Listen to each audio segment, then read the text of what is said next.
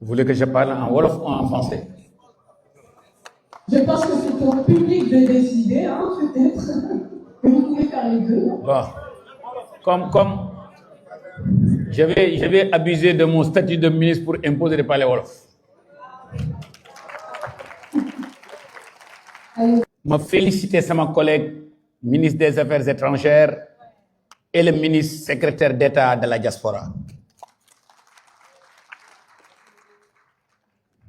li tax ma bëgg a wax wolof man dama jàpp ne ministre diaspora la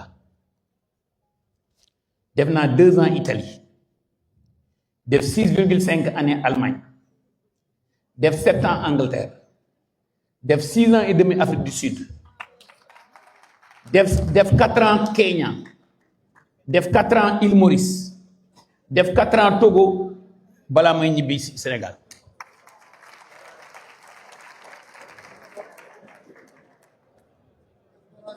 jafe-jafe bu ngeen dund naa ko. Madame, je vais commencer par rompre un peu le protocole parce que lii may wax non seulement daf maa ñor mais opportunité bi defe naa mën naa am dama ko amaat. ñibbi si Sénégal dama dem investir Kaolack il y a de cela 15 ans. Son Excellence le président de la République Abdoulaye Wade moom ma fekk Afrique du Sud.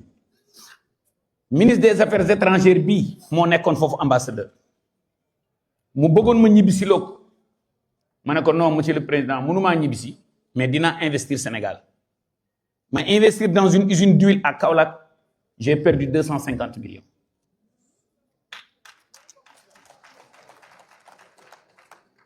li ngeen wax ci jafe-jafe yépp soo nekkee bitim réew pour investir Sénégal dama ko dund dama ko gis te tey en tant que ministre du ma toog ñaari fan ñetti fan yu ma diaspora woowut wala téléphoné ma wala ma jël leen audience yéen ñëpp ba ngeen a ñibbisi yéen ñëpp ba ngeen a investir Sénégal mais dafa am lu anglais yi di wax le sénégalais facto moo tax ku échoué moo tax nga échoué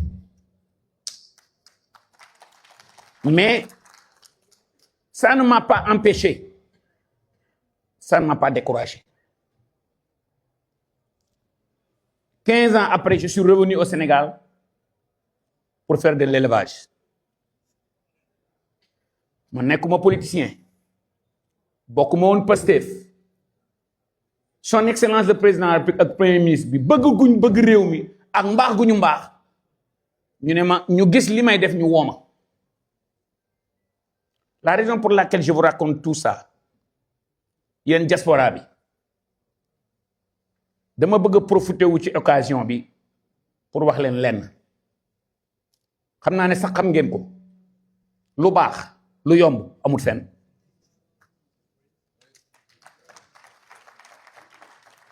changement systématique mi bi réew mi soxla ñun ñëpp dañoo war a laxasuwaat jaayanteeg suñu bopp te dinaa ñëw ci opportunité yi le Sénégal mi ngi importé 1070 milliards en denrées alimentaires lépp lu ñuy jëggaani rek opportunité pour diaspora bi la ma commencé si fenn tomate yéen ñi nekk Italie yéen ñi nekk Espagne man mi def naa 2 ans Trieste soo demee Italie si sud bi soo demee Catanzaro soo demee Espagne ci tool yi ñu bari ci suñu compatriotes yi foofu lañ nekk donc jàng nañ nan la ñuy bayee donc dama ànd ak son excellence président de la République ñu dem Chine ñu wàcc da ngay gis 1000 kilomètres serre gauche serre droite ma dem Corée du Sud nga jóge ci aéroport bi diggante aéroport bi ak Séoul presque 80 kilomètres la 80 kilomètres yëpp da ngay gis serre gauche serre droite est-ce que yéen a ngi imaginer autoroute Ila Touba bi serre gauche serre droite nous importons 15 000 tonnes de tomates concentrées c'est l'équivalent de 80 000 tonnes de tomates fraîches 1000 serres de 1 hectare kenn du importer de tomates concentrées ça c'est une opportunité pour la diaspora donc projet boobu su dee benn projet la ngeen war a def yéen de la diaspora je vous invite à venir le faire avec l'agriculture et l'élevage. gis ngeen ren depuis son excellence le président de la République premier ministre bi excès avec le nouveau gouvernement nous avons fait 450 000 tonnes de pommes de terre ren jii su dee dañuy importer pomme de terre ñaari semaine lay nekk wala maximum benn mois depuis l'indépendance musu fee am. Oignon nous avons produit 450 000 tonnes d'oignons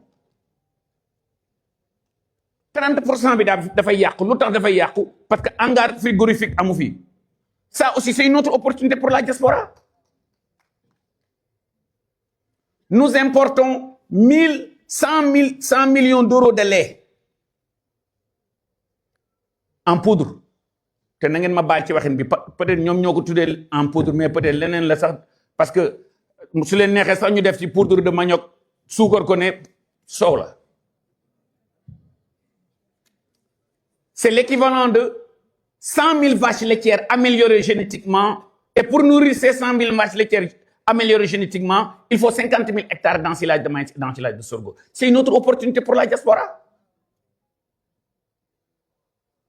Nous importons plus de 200 000 tonnes d'huile. C'est moins de 100 000 hectares de plantation de pommes. Damay sax fàttali gerte gi. Le barrage de Sambangalu au sud, OMVS defee barrage bi ba pare dafay libérer 40 000 hectares. Kédougou est l'une des régions du Sénégal où il pleut 6 mois dans l'année. Ça, c'est une autre opportunité pour le Sénégal. Ngeen defar les grands périmètres agricoles du Sénégal de la diaspora. Sànq dégg ngeen ko, vous contribuez pour plus de 10% du PIB. Vous apportez dans ce pays plus l'aide au développement. Mais ce n'est pas seulement de l'argent que vous apportez de l'expertise. Man mi exemple là ci. En moins de 4 ans, en moins de 5 ans du moins, j'ai créé 145 emplois. C'est parce que dama def diaspora indi économie bi may ñëw dama indi tuuti li ma gagné à l'étranger indi xam-xam mais yéen diaspora bi da ngeen a am loo xam ne sénégalais yi amuñu ko xam nga mooy lan mooy discipline éthique au travail. Diaspora bi koo ne ci 8 heures rendez-vous 8 heures lay ñëw Sénégal bi soo ko nee 8 heures et demi lay ñëw. Entre l'emploi et l'éthique au travail. Donc li sama ministère di leen indil serre yi wax naa leen ko mais lait wax naa leen ko fruits et légumes yi wax naa leen ko hangar de stockage yi wax naa leen ko fi may daaneele mooy Allo Tracteur. Depuis l'indépendance ñetti weer la baykat yi di liggéey ñeenti weer espérer dund fukki weer ak ñaar mënta ne. La maîtrise de l'eau yéen a ngi fàttaliku son excellence le président de la République Abdou Diouf dafa amoon benn programme bu mu démarré woon ba ñu tuddee ko monsieur Forage madame Moulin. Monsieur Forage madame Moulin boobu monsieur Forage bi suñ ko bàyyiwul woon tey Sénégal dañuy bay 12 mois sur 12 créer 2100 forages télescopiques dans les 525 communes rurales du Sénégal. Opportunité pour diaspora bi. Constituez-vous en coopérative yéen a xam fonds d'investissement ngeen di def. J'ai vu beaucoup d'initiatives mais organisez-vous.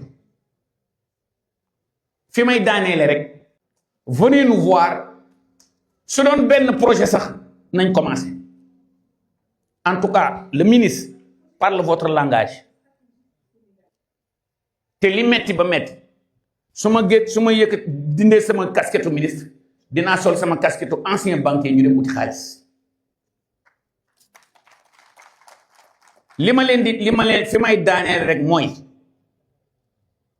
ce pays ñun ñoo koy tabax. On a l'habitude de croire que le développement et la construction de nos pays bitim réew lay jóge multinationale boo dem fekk nga fa sénégalais banque boo dem fekk nga fa sénégalais en 1998 bi may dugg dans le secteur bancaire il y avait un certain sénégalais du nom de Matar Fall qui était managing director à JP Morgan à Wall Street donc moo lay wan ne la yéen a xam yéen ñi nekk ci entreprise yi yéen ñi nekk ci usines yi yéen ñi nekk ci tool yi yéen ñi nekk ci bureau bi expertise boobu suñ ko boolee ak pouvoir financier ak capacité d'épargne bi banque yi bi diaspora bi am su ngeen ñëwee le ministère de l'agriculture on peut transformer le pays je vous remercie. Merci beaucoup, monsieur le ministre.